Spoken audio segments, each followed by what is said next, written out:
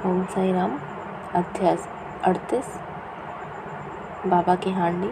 नाना साहेब द्वारा देव मूर्ति की उपेक्षा। नवेद वितरण। छाछ का प्रसाद। गत अध्याय में चावड़ी के समारोह का वर्णन किया गया है। अब इस अध्याय में बाबा की हांडी तथा कुछ अन्य विषयों का वर्णन होगा। प्रस्तावना। हे सतगुरु साईं, तुम धन्य हो, हम तुम्हें नमन करते हैं। तुमने विश्व को सुख पहुंचाया और भक्तों के कल्याण किया। तुम उदार हृदय हो। जो भक्तगण तुम्हारे अभय चरण कमलों में अपने को समर्पित कर देते हैं, तुम उनकी सदैव रक्षा एवं उद्धार किया करते हो। भक्तों के कल्याण और परित्राण के निमित्त ही तुम अवतार लेते हो। ब्रह्मा के सांचे में शुद्ध आत्मा रूपी द्रव ढाला गया। उसमें से ढलकर जो मूर्ति निकली वही संतों के संत श्री साईनाथ बाबा थे। साईं स्वयं भी आत्माराम और चिर आनंद धाम है। इस जीवन में समस्त कार्यों को नश्वर जानकर उन्होंने भक्तों को निष्काम और मुक्त किया। बाबा की हांडी। मानव धर्मशास्त्र में भिन्न भिन्न योगों के लिए भिन्न भिन्न साधनाओं का उल्लेख किया गया है। सतयुग में तप, त्रेता में ज्ञान, द्वापर में यज्ञ और कलयुग में दान का विशेष महत्व है। सर्व प्रकार के दानों में अन्नदान श्रेष्ठ है। जब माध्याह्न के समय हमें भोजन प्राप्त नहीं होता तब हम विचलित हो जाते हैं। ऐसी स्थिति अन्य प्राणियों के अनुभव कर जो किसी भिक्षुक या भूखे को भोजन देता है वही श्रेष्ठ दानी है। तैत्तिरीय उपनिषद में लिखा है कि अन्न ही ब्रह्मा है और उसी में से सब प्राणियों की उत्पत्ति होती है तथा इससे ही वे जीवित रहते हैं और मृत्यु के उपरांत उसी में लय भी हो जाते हैं। जब कोई अतिथि दोपहर के समय अपने घर आता है तो हमारा कर्तव्य हो जाता है कि हम उसका अभिनंदन कर उसे भोजन कराएं। अन्य दान जैसे धन, भूमि और वस्त्र इत्यादि देने में तो पात्रता का विचार करना पड़ता है, परंतु अन्य के लिए विशेष सोच विचार की आवश्यकता नहीं है।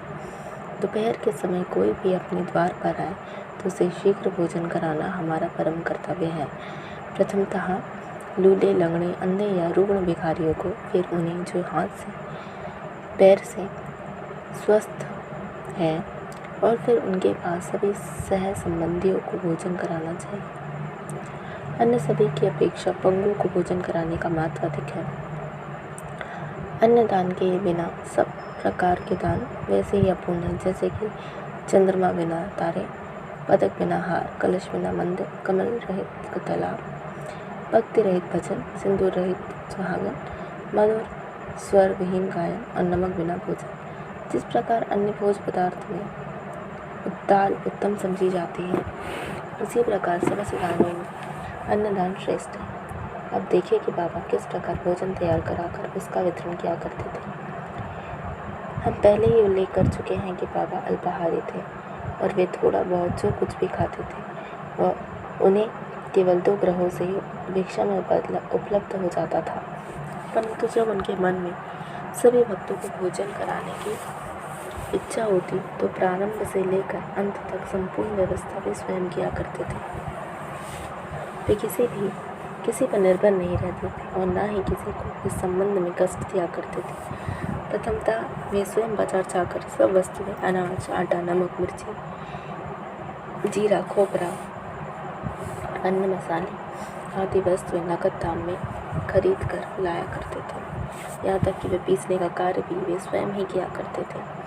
मस्जिद के आंगन में एक भट्टी बनाकर उसमें अग्नि प्रज्वलित करके हांडी में ठीक नाप से पानी भर देते थे। हांडी 2 प्रकार की थी, एक छोटी दूसरी बड़ी। एक में 100, दूसरे में 500 व्यक्तियों का भोजन तैयार हो सकता था। कभी वे मीठे चावल बनाते तो कभी मांस मिश्रित पुलाव बनाते थे, कभी कभी दाल और मुटकुले भी बना लेते थे। पत्थर के सिल पर महीन मसाला पीस कर हांडी में डाल देते थे। भोजन रुचिकर बने इसका वे भरसक प्रयत्न किया करते थे। ज्वार के आटे को पानी में उबालकर उसमें छाछ मिलाकर आमटी बनाते और भोजन के साथ सब भक्तों को समान मात्रा में बांट देते थे। भोजन ठीक बन रहा है या नहीं यह जानने के लिए वे अपनी कफनी की बाहें ऊपर चढ़ाकर निर्भय हो उबलती हांडी में हाथ डाल देते और इसके चारों ओर घुमाया करते थे। ऐसा करने पर भी उनके हाथ पर ना कोई जलन का चिन्ह और ना ही उनके चेहरे पर कोई पीड़ा की रेखा प्रतीत होती थी। जब भोजन तैयार हो जाता तब वे मस्जिद से बर्तन मंगाकर मौलवी से फातिहा पढ़ने को कहते थे। फिर वे मांसापति तथा तात्या पाटिल के प्रसाद का भाग पृथक रखकर शेष भोजन गरीब और अनाथ लोगों को खिलाकर उन्हें तृप्त करते थे। सचमुच वे लोग धन्य थे। कितने भाग्यशाली थे वे जिन्हें बाबा के हाथ का बना और परोसा हुआ भोजन खाने को प्राप्त हुआ। यहाँ कोई यह शंका कर सकता है कि क्या वे शाकाहारी और मांसाहारी पदार्थों का प्रसाद सभी को बांटा करते थे? इसका उत्तर बिल्कुल सीधा और सरल है। जो लोग मांसाहारी थे उन्हें हांडी से दिया जाता था तो शाकाहारियों को उसका स्पर्श तक न होने देते थे। न कभी उन्होंने किसी को मांसाहार का प्रोत्साहन दिया और न ही उनकी आंतरिक इच्छा थी कि किसी को उसके सेवन की आदत लग जाए। यह एक अति पुरातन अनुभूति नियम है कि जब गुरुदेव प्रसाद वितरण कर रहे हैं तभी यदि शिष्य उसके ग्रहण करने में शंकित हो जाए तो उसका अधःपतन हो जाता है। यह अनुभव करने के लिए कि शिष्यगण इस नियम का किस अंश तक पालन करते हैं वे कभी कभी परीक्षा भी लिया करते थे। उदाहरणार्थ एकादशी के दिन उन्होंने दादा केलकर को कुछ रुपए देकर मांस खरीद लाने को कहा। दादा केलकर पूरे कर्मकांडी से थे और प्राय सभी नियमों का जीवन में पालन किया करते थे।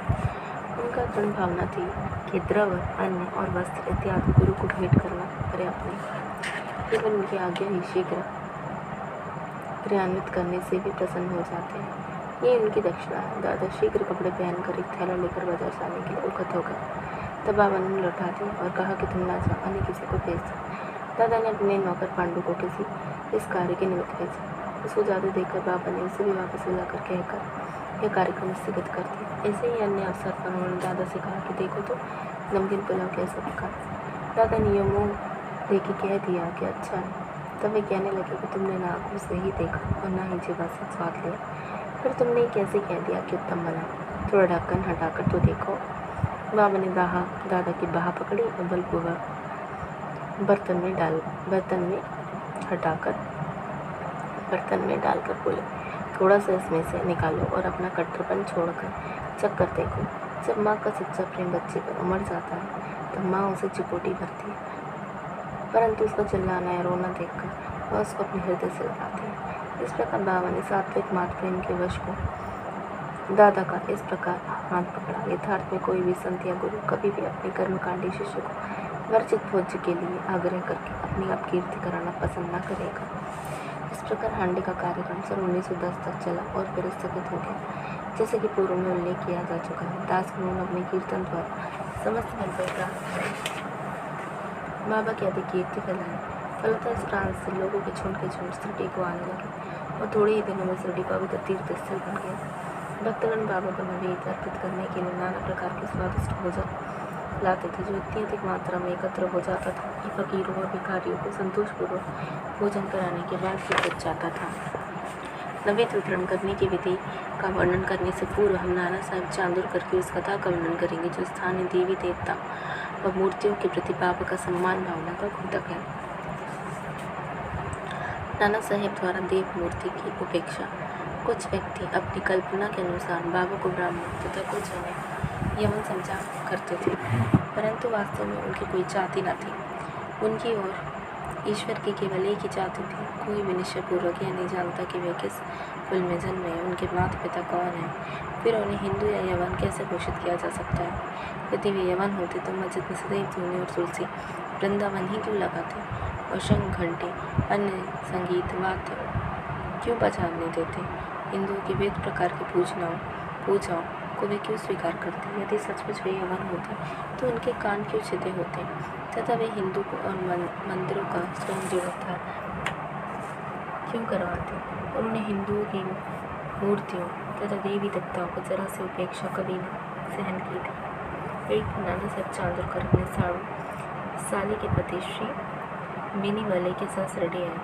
जब वे मस्जिद में पहुंचे, बाबा वार्तालाप करते हुए अनायास से क्रोधित होकर कहने लगे, तुम दीर्घकाल से मेरे सानिध्य में हो, फिर भी ऐसा आचरण क्यों करते हो? नाना साहब प्रथमतः इन शब्दों को कुछ भी अर्थ न समझ सके, अतः उन्होंने अपना अपराध समझाने की प्रार्थना की। प्रत्युत्तर में उन्होंने कहा कि तुम कब ऊपर गाँव आए और फिर वहाँ से कैसे शिरडी आ पहुँचे।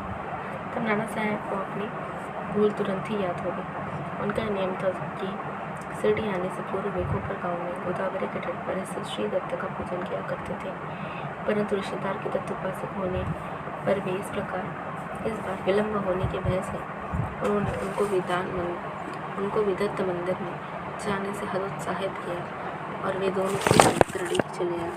अपना द्वेष स्वीकार कर उन्होंने कहा कि गोदावरी में स्नान करते समय पैर में एक बड़ा कांटा चुभ जाने के कारण अधिक कष्ट हो गया था। बाबा ने कहा यह तो बहुत छोटा सा दंड था और उन्हें भविष्य में ऐसे आचरण के लिए सदैव सावधान रहने की चेतावनी दी। नैवेद्य वितरण। अब हम नैवेद्य वितरण का वर्णन करेंगे। आरती समाप्त होने पर बाबा से आशीर्वाद तथा उदी प्राप्त कर जब भक्तगण अपने अपने घर चले जाते तब बाबा पर्दे के भीतर प्रवेश कर नंबर के सहारे पीठ टेकर भोजन के लिए आसन ग्रहण करते थे। भक्तों की 2 पंक्तियाँ उनके समीप बैठा करती थी।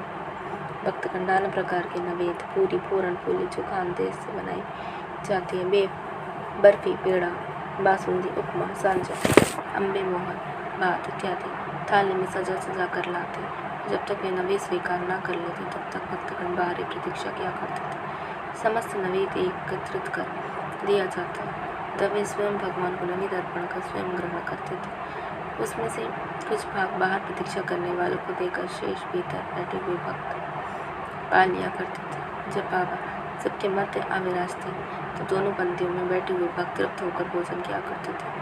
बाबा प्रायः श्यामा और निमोड़ कर से भक्तों को अच्छी तरह भोजन कराए और प्रत्येक की आवश्यकता का सावधानीपूर्वक ध्यान रखने को कहते थे। दोनों वे इस कार्य को बड़ी लगन और हर्ष से करते थे। इस प्रकार प्राप्त प्रत्येक ग्रास भक्तों के पोषक और संतोषदायक होता था।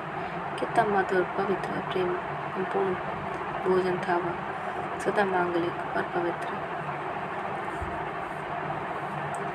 छाछ मट्ठा का प्रसाद। इस सत्संग में बैठकर एक दिन जब हेमाडपंत पूर्णतः भोजन कर चुके तब बाबा ने उन्हें एक प्याला छाछ पीने को कहा। उसके श्वेत रंग परंतु उधर में जरा सी भी गुंजाइश न होने के कारण उन्होंने केवल एक घूंट ही पिया। उनका ये उपेक्षात्मक व्यवहार देखकर बाबा ने कहा कि सब पी जाओ, ऐसा सुअवसर कभी न पाओगे। तब उन्होंने पूरी छाछ पी ली, किंतु उन्हें बाबा के सांकेतिक वचनों का मर्म शीघ्र ही विदित हो गया, क्योंकि इसी घटना के थोड़े दिनों के पश्चात ही बाबा समाधिस्थ हो गए। पाठ को अब हमें अवश्य हेमाडपंत के प्रति कृतज्ञ होना चाहिए, क्योंकि उन्होंने छाछ का प्याला पिया, परंतु वे हमारे लिए यथेष्ट मात्रा में श्री साईं लीला रूपी अमृत दे गए। श्री सद्गुरु साईनाथ अर्पणमस्तु। शुभम भवतु। अध्याय 38 समाप्त। ओम साई राम। जय साई राम।